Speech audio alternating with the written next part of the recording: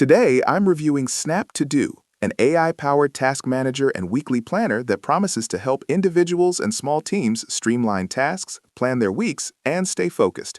And I'll explain whether it's worth using in 2025. SnapTodo blends a visual weekly calendar with an intelligent to-do list interface so that instead of manually building your week, you can input messy tasks and let the AI help tidy and reorder them into a structured schedule. This focus on AI-driven planning aims to reduce mental overhead and give you a clear picture of what needs to get done, which can be useful if you often feel overwhelmed by juggling work, deadlines, and personal tasks.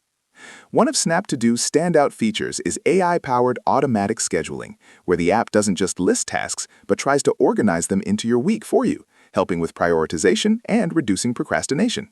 You can drag and drop tasks on the weekly calendar, sync with Google Calendar to keep external events aligned, and even share tasks with a select few collaborators if you need light teamwork support without a full project management system.